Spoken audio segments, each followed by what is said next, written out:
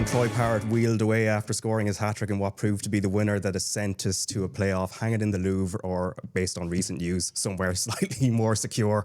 My hands are still shaking. I've lost kind of my breath, my voice and everything else. And I never really believed in the first place going into even Thursday. But here we are. We still have a chance of going to the World Cup. This is the RTÉ Soccer Podcast. I am Raf Diallo. We're going to try and rationalise everything now a little bit. And I'm joined by a combined 135 caps and 20 goals for Ireland. Kevin Doyle, who has made the arduous but probably joyful trip from the TV studio. And also Ray Houghton, who is in Budapest. Ray, how are you? Very well indeed, yeah. Voice is okay now. Emotions are in check. So just delighted.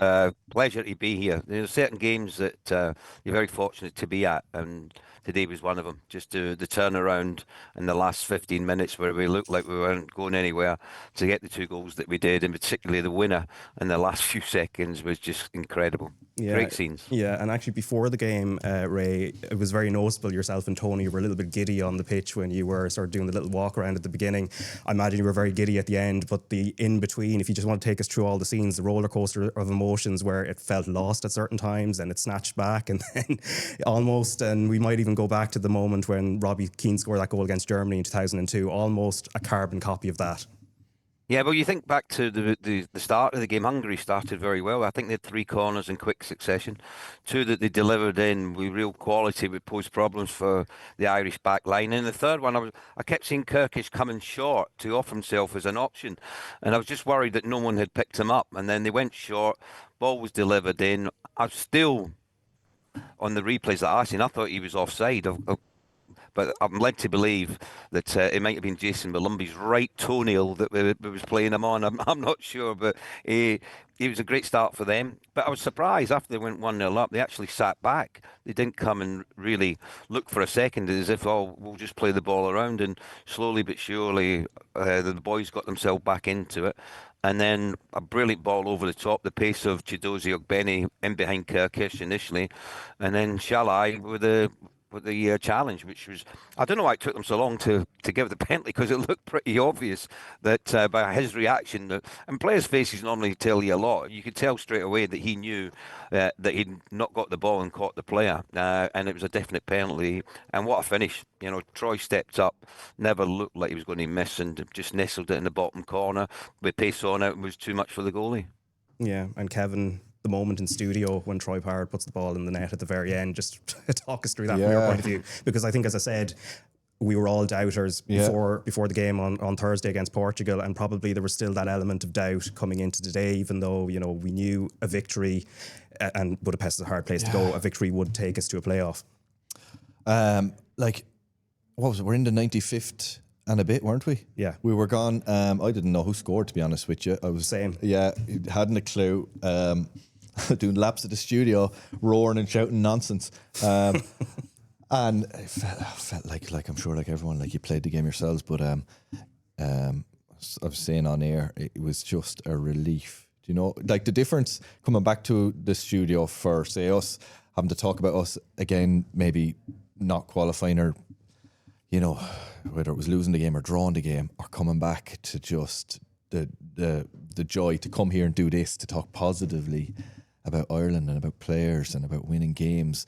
3 qualifiers in a row. And the last time we did that, 2 of them against decent teams, one exceptional team in Portugal and Hungary. Like the atmosphere there, I don't know what it was like there, Ray, but from watching it here on TV, it looked like a unreal atmosphere in a fabulous stadium. It looked just like a proper game of football atmosphere to play in. Oh, it was absolutely incredible, Kev. The noise in the stadium was brilliant. The home support were there because they genuinely believed that their team could qualify for the playoffs. And it looked like 2 minutes to go that they were quite right in their thoughts. But, football's a remarkable game. It does things at certain times that you just don't believe is going to happen. And, I couldn't see Ireland getting the winner, particularly after Kenny had that opportunity, which I think you're a striker, Kev. I thought he did everything right. Yeah, no, he's just hit under the arm of the keeper, didn't it? Yeah, I mean, it was a great strike. He's in the right position. He's hit it well, but the keeper's just spread himself and made an unbelievable save. And then you're thinking, that's it, chance is gone. And, you know, I was shouting, just throw the ball in there. You know, it's gone are the times to try and play pretty stuff or play little 1-2s. It was just get it in the mixer and see what happens. And what a header from Liam Scales. Yeah. You know, you talk about Troy's finish, but if Liam doesn't get a touch on it, doesn't matter where Troy runs, he's not going to get the opportunity. So the delivery from Queven, the flick on from Liam, and then, you know, Troy being in the right position just to get his studs on it to put it beyond the goalkeeper, and then just pure euphoria. Praying you know, then he's not fans offside. running on. Fans running on, sorry, the players running on the pitch, the staff running on the pitch, the players running down to where the fans were. It was chaos, but it was a wonderful chaos. Yeah, a wonderful chaos, which reminds me of like 9 years ago when Robbie Brady scores that goal in Lille. And also what Ray was just saying there in terms of we actually had a chance, I remember that night against the Italians. I think it was Wes Houghton who went through, it was saved, and you can think that's the moment gone. Yeah. And then obviously Robbie Brady off a Wes Houghton ball in scores the crucial winner on that day. And it's those kind of moments, like for young kids coming up now, it's like for me, I think it's 9 years ago that I last remember being in an office where I'm hugging everybody around me and having that moment around Irish football. And this is huge for young generations of people Definitely. watching. Like the reason I played soccer in Ireland is because of Ray and his generation of players, and watching them at a World Cup, 2 World Cups, trying to recreate Ray's goal in Italy, and that's what inspires the next generation. Like my wife sent me a video of my kids running around the sitting room with their tops off, like a 12-year-old, 10-year-old, 8-year-old. That's what inspires kids, wants to kick a soccer ball around maybe rather than pick up a rugby ball or whatever it might be. It's what those kids will be talking about in 20 years' time, seeing Ireland win important games, beat Portugal. I was saying on air, like, my kids still wear Ronaldo and Messi jerseys, and for them to see Ireland beat Portugal with Ronaldo getting sent off, to see Irish players, see Troy Parrott scoring 2 goals, now they're going to want to wear a Troy Parrott Ireland jersey, for example, him scoring a hat-trick tonight. Like that, just, you know, have pride in Irish soccer again, because we get so much criticism and it gets beaten a lot, downbeaten. We do everything wrong and this not right and that's not right and everything is wrong for us to have a bit of success, to see the under-17s going well in the World Cup, to see the national team now, the senior team, get some important wins. Just lifts everyone involved with Irish soccer and puts a smile on your face, and you can go around and just enjoy the conversations you have about it for the next... Well, we're getting the senior team till March now anyway, so we have a bit of a reprieve for a while. Yeah, and of course we're going to be seeing Parrott jerseys flying off the shelves. So let's listen to the man himself, because he was emotional, and that is massively understandable after being, I think what Joanne mentioned in the studio there, only the 10th Irish player to score a hat-trick. Yeah, I'm really, really emotional right now. Sorry. The tears of joy. What a night. What a night. It was made for you. I mean, I don't know, even the penalty to begin with. It took so long. Were you waiting for the referee's whistle, or were you just trying to psych the keeper out? The referee told me to wait for the signal, so I was waiting for him to blow his whistle, but then he never blew it, so I looked at him, then he told me I could take it. So how did you keep your cool, though? I mean, you must have been so nervous. I don't know. I'd rather have that pressure on me, and whatever happens will happen, than to put it on somebody else and leave it out of my hands. I'd rather be in my hands. I can't believe it. I really can't believe it. Well, the second goal, I mean, striker's instinct. That's what it's all about. It's what you've been practicing all your life. Yeah, this is why we love football, because things like this can happen. Look, Tony, I love where I'm from. So this means the world to me. My family's here. I saw you go over to them. It's a beautiful moment. Yeah. Yeah, this is the first time I've cried in years as well. I really, really can't believe it. I'm sure you know your mum was on the radio during the week. She's a new star. Yeah, she's really proud of me also. It's And what about your teammates? I mean, the belief in the team to keep plugging away, keep going for it. 5 minutes at it. Yeah, look, everyone's crying.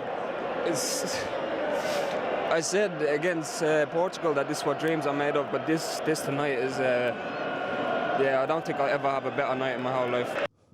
I think everyone has an excuse to cry at this stage, and him no more than anybody else. But Ray, coming through all of that, when you actually watch him in post-match interviews, normally he comes across as very cool, collected, and sort of very confident in his own ability. And that came across actually more in the moments in terms of how he took those goals. I think, there's times as a footballer when you go through really tough periods, and it's not going for you, and people question you. And I think Troy's had that. He's came through the other side. I've suggested he's reinvented himself as a player since he's gone to Holland. He looks a lot more accomplished. He looks like he's comfortable in his own skin at the moment and what he's doing. He believes in himself, and it's just turn around to the detractors and the doubters and say, "Here I am."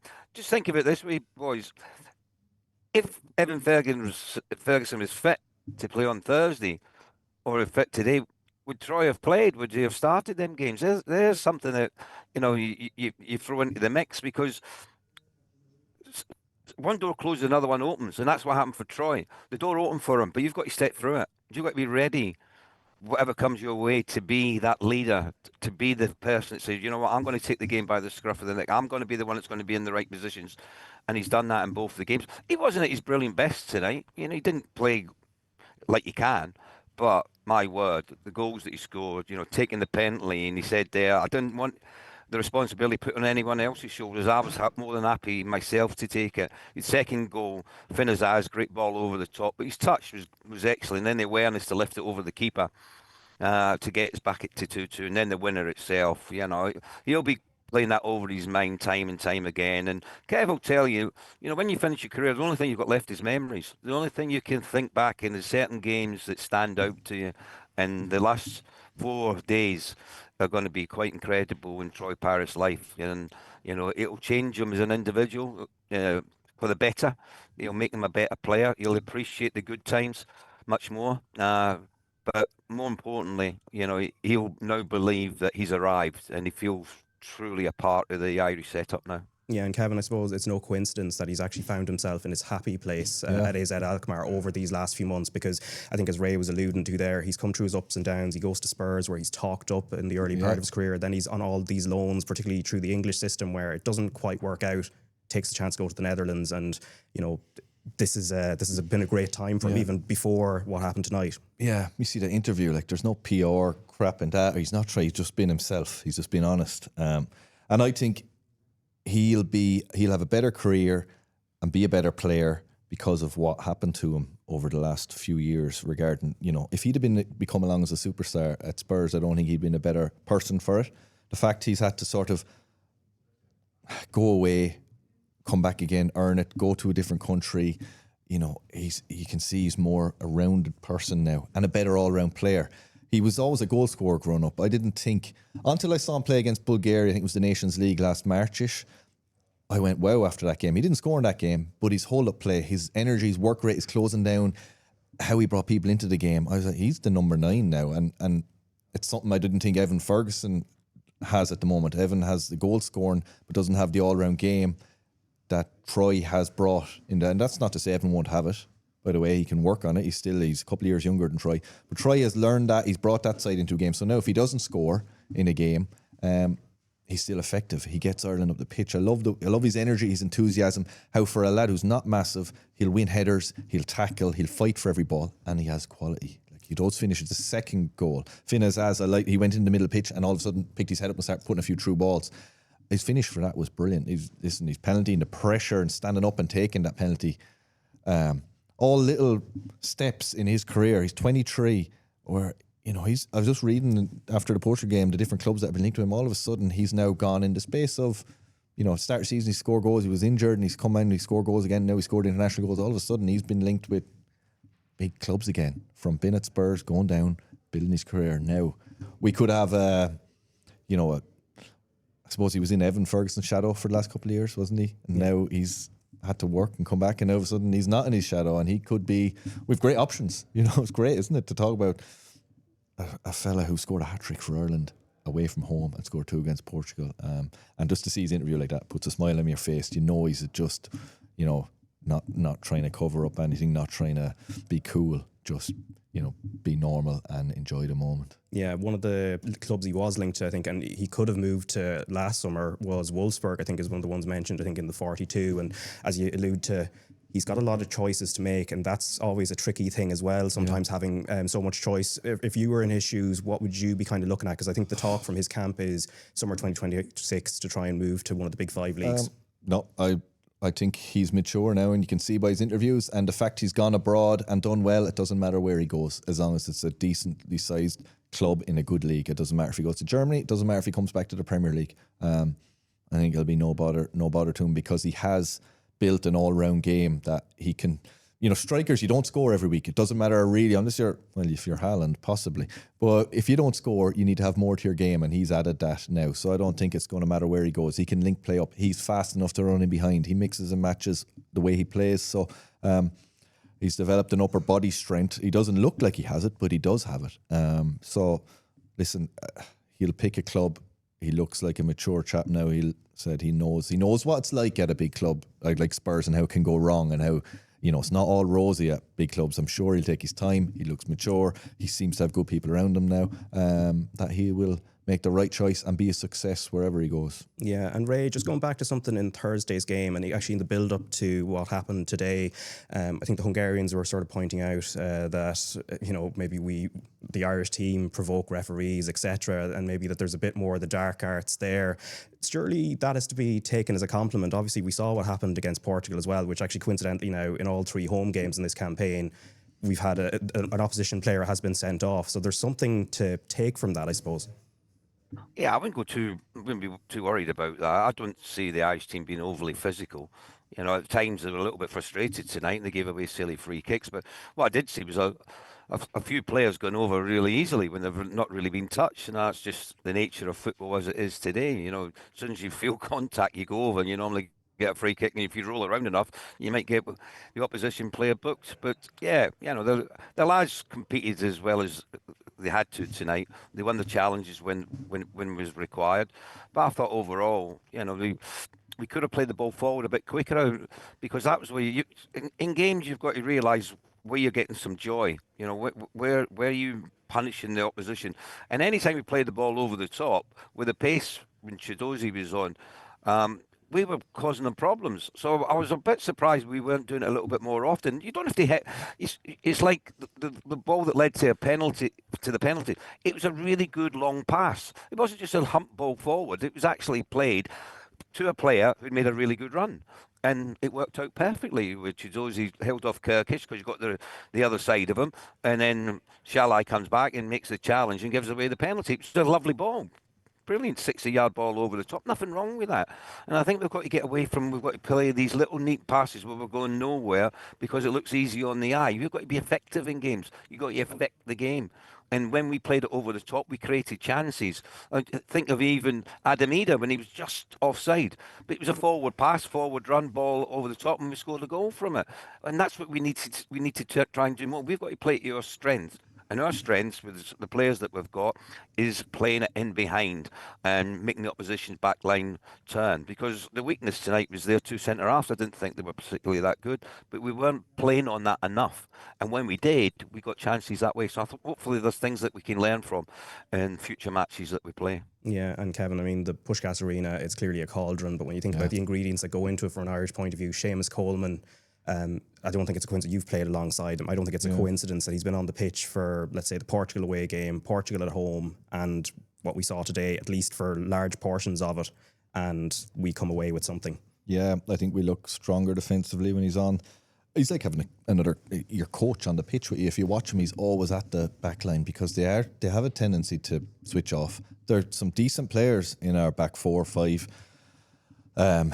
Experienced centre halves now, but they do switch off and make mistakes, and he's constantly at them, Seamus. So credit to him that he hasn't played club level really at all in a decent amount of time now, and he still looks as sharp and as fit as ever. Probably call up on him. He got taken off in the second half, and I think it was probably the right decision. It was, it's not, you can expect he's 37 years of age, and he's just played Portugal 3 days ago. So, but just a real professional, and it could have been like if we don't score that winner, that's his last game for Ireland, I'd imagine. And now he's has the possibility of extending it for till next summer. Yeah, if things went our way. So, and it was going to be the manager's last game too, as a matter of fact. So, or more than likely. So that 95th minute and 30-second goal changed a lot of people's lives. Yeah, so manager and the long-time captain obviously get to build an extension to the house. Let's listen to Heimir Hallgrimsson, who was speaking to Tony O'Donoghue as well, as once he calmed down. Let's say. I think this moment shouldn't be about finding heroes. It should be this team, this spirit, this unity, this hard work that the guys showed. And I talked about before the game, this spiral this team is in. Now the next game will be bigger than this one. Portugal was big, this was bigger. The next one will be even bigger. If we win him, the next one will be even bigger. So it's a moment where we should think about where we are, and this is a possibility to grow. This is a possibility to grow, and from this on, we can help both this team, Irish football, the federation, and if we qualify for the World Cup, things might change big time. So that's what we are hoping. How does this compare? You brought your native Iceland to the European Championships. You beat England. That was a result that reverberated around the world. But this was very special. For you? It was just how it was played. This was not a special football match, but how it played out was kind of funny, because they wasted their own time in the end. They didn't have a chance, like we talked about in the pre-match. I don't care if we score in the last minute, then it's more difficult to equalize. So it just materialized. They wasted their own time in the end, and that's kind of funny. After the poor start of the campaign, after Yerevan, and I know we've talked about it a lot, you don't want to talk about it again, but did you doubt that this team could do this? Obviously at that stage we're so far off from what we expected, and it was just a bad performance, and that's football as well. You never know when you will have your bad moment, but it was difficult to think that time that we would do something like this. But I think it's a big growth, both individually in the team and in how they believe in what we are doing. They believe in each other, and there's more and more quicker decision making, quicker reaction, etc. But we were unhappy with the beginning, but gladly we corrected it. What will this result do for their confidence? A lot of new younger players coming through. Johnny Kenny making a debut tonight, almost scoring. Yeah, what a moment to make a debut. My first cap was this game in Hungary, but yeah, and just imagine all the players that are not with us now, all the players that are injured would have liked to be here.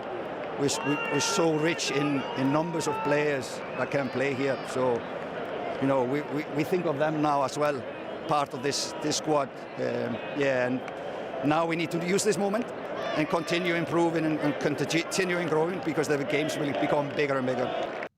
All right, so that is Heimir Hallgrimsson there speaking to Tony O'Donoghue. And as you mentioned, Kevin, there was a sense, obviously, like I suppose you do the maths, his contract was either going to be renewed or not renewed now. There's a playoff to come in March, so he's obviously going to be in charge for that. Regardless of what happens in March, do you think what's happened in this window is enough to actually get to see that renewed going into the build-up into Euro 2028? Yeah, I can't see them just extending it to the playoffs. I think he's and rightly so will look for another 2 years, I'd imagine. And we were all looking for signs of improvement, and we've had 3 games now of 3 good results in a row. We went into the last game with a chance of qualifying. We're still in with a chance of qualifying. So I think it's been overall a successful campaign. Listen, Armenia away is the one, isn't it? If we'd have won that game, that was just such a poor performance all around. That's the one. We beat them at home. We weren't fabulous, but we won the game. Armenia away is the one where all doubts and question marks are over it. But now, after winning 3 games in a row, we're finished up in 4th place or in 2nd place going into the playoffs. So yeah, I think it's an easy decision now for the FAI to extend that for another 2 years, I'd imagine. Yeah, and Ray, for a core of a squad that are all sort of, they're not even at times where they're coming towards their peaks. There is something for stability, I suppose, when it comes to who's in charge of them in terms of the managerial situation, because we know what happened the last time when they were searching for Stephen Kenny's successor. It took about 8 months to do it. So there's always that risk of upheaval as well. Yeah, I totally agree with you. I don't believe keep changing the manager is the way forward. It can't always be the manager's fault. We've had far too many in the last few years, whether it be in a caretaker role or a full-time role. Do your due diligence, make sure you've got the man that you believe in and give him the opportunities. Now, if you look at what Heimir's done, he started off slowly, but he got to know the players, got to know what they were about, the ones he could trust. And today, I think he said himself, this wasn't about finding a hero. Today was for the players to find out about themselves as individuals. Could they cope in a very harsh environment in a massive game? And they proved it today. They proved it on Thursday against Portugal, but today was even bigger. You had to win today. It was win or bust. And the boys have come through it, and they'll be going back tonight on the plane back home. They'll be overjoyed. They'll be going back to their clubs, and they'll be delighted. And some of them will really thrive now at international level, domestic level. They will have a confidence about them now that they didn't have 3 games ago. When we were losing against Armenia away, no one was shouting about the players and how good it could be, but now they are. It's changed. The dynamics in the country's changed now. Young kids want to be the next Troy Parrott or the next, Seamus Coleman or Queven Kelly, or a player that we want to care to mention was involved today. That's what they want. They want now. They want a hero. They want people that they look up to and say, I want to emulate them. I want to be in situations like that, because there's nothing better. There's nothing better. There's a great feeling to play for your country, play international football, and play in massive games like that and come through where, you, for a change, are on the winning side, that you're not getting lambasted, that you might be good enough, or whatever the case may be, the manager's not this, that, or the other. The last 2 games has been about players showing the ability that they have got, and hopefully this is the turning point now for all of them in their careers, and they all going from strength to strength from now on. Yeah, and obviously our hats, or where our name is in the hat, I suppose, for the playoffs, of course, now as well in March, and it's going to be a one-legged semi-final, and then a final. It's going to be seeded. Seeding is going to be done on Wednesday, and then the draw itself will be done on Thursday. Some of the teams that are in, obviously, it's not fully confirmed at this stage, but Wales, Romania, Sweden, Northern Ireland, Czech Republic, and then more than likely Italy, Scotland, or Denmark, Poland, Albania, Turkey, among others as well. But we'll know that by the close of play on Tuesday. Kevin, I suppose going into it, I don't think our seeding is going to be particularly good, but there's something to be said about the underdogs tag. Yeah, no, listen, I talked about Armenia there. We've played better against the better teams, whether it's Portugal, Hungary, who are a better team than Armenia. We play better against Hungary. I think when we're expected to be the one to come out and dominate possession, create chances, we're at our worst, and we have been for a number of years. When we're against a big team, away to Portugal, we played very well. Unlucky to lose the game in the end. Previous years, in the last few years, playing Portugal a number of times, we've gone well. I just think, listen, I'd prefer not to play Italy in Rome if Italy are in it, to be honest with you. But there's a few teams there I wouldn't mind playing against. And with, that team is just going to be so full of confidence now. As Ray was just talking about, it's a whole different world for them now. Whole different mindset, atmosphere coming in. They were coming in the last good few years, I'd imagine, nearly hiding when they came in to Dublin, worried to go out and around the place because all they see is negative headlines about themselves. And now they've started to change that and turn it around. The manager started to turn around their goals tonight, their football, all types of goals in the last few games. Long ball, and this necessary long ball to try win it today.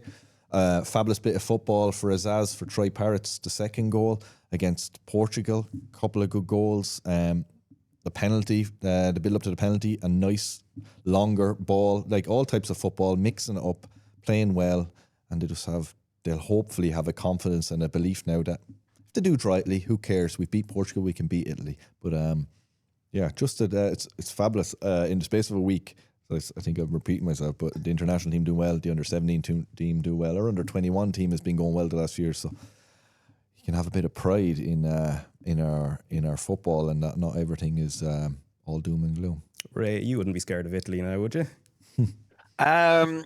Look, the way the lads are and the confidence that they've got at the moment, no, I don't think they'll be that worried who they get. They'll just be delighted that they're in with a shout, because after 3 games, 1 point, they were probably fearing the worst. I thought there was going to be a dead rubber today, I've got to be honest. The manner that we'd played in the first 2 games, it was better against Portugal without look threatening as far as scoring was concerned. And then we had an off night against Armenia, but we luckily got the 3 points in that one. But since then, the performance levels have been impressive. And it's amazing how things change, because like a lot of teams that Ireland could get won't be looking at Ireland's first 3 games and saying, "Oh, they weren't very good." They'll be looking at the last 3 and go, "I'll tell you what, they're in a bit of form, aren't they? They'll be they won at home, beat Portugal, and then went to Hungary and beat Hungary as well." So all of a sudden, the mindset of the opposition changes from one that, "Oh, this could be easy," to my word, we're in for a game now because we're playing a team who are confident are in form. Yeah, and Ray, do you have any footage of a particular goal scorer from '94, I think Giant Stadium, that you might be able, if we ended up drawing, that you might be able to share with them?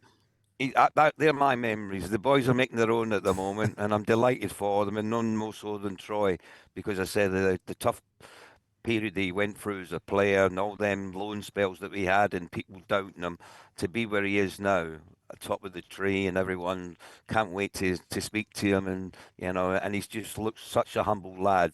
But I tell you what, how much he's grown as a player because of where he's been to where he is now will stand him in good stead wherever he goes. You're talking to Kevin about possibilities of him moving to a new club. Wherever he goes, it's not going to be as bad as where he was. Where he was in a dark place football-wise. Now he's in a very good place. He's confident in his own ability. He can now, whatever's thrown at him, he can see it off. There's not a problem to him. He'll be able to handle whatever scenario he walks into because of all the tough stuff he's had to go through. It makes you or it breaks you, and it's made him at the moment. Well, Ray, I'm going to let you get off into the Budapest night at this stage. I know it's going to probably be a long one and then you're going to sleep very well. So, look, good luck and thanks for coming on today. Yeah, thanks very much. I'm just waiting for the Hungarian crowd to leave at the moment. I don't think they'll be too happy with the Irish fans walking around at the moment, overjoyed at the victory. Yeah, give it 5 minutes. But anyway, take care. Cheers, thanks. No bother. And Kevin, before we go, you did mention the under-17s, which is a great story. And if we're talking about tense in terms of what was happening today, the penalty shootout against Canada was tense itself, especially not helped by the Canadian goalkeeper who was, I think he's probably been to the school of Dudu Awat, getting on the nerves of Irish fans and players with his antics, albeit, look, he's a young kid, he's doing it for his country, etc., etc. But that was a great moment as well into the last 16 against Switzerland, and obviously we'll have the game live on Tuesday as well. Yeah, if I was the manager of that Canadian team, I'd have been going up and having a word with my keeper after the first 1 or 2 and cut it out. But no, brilliant. This was last 16. Is that right? Yeah, it was last 32 against Canada. This is going to be like last 16 of a World Cup. It's unbelievable for us.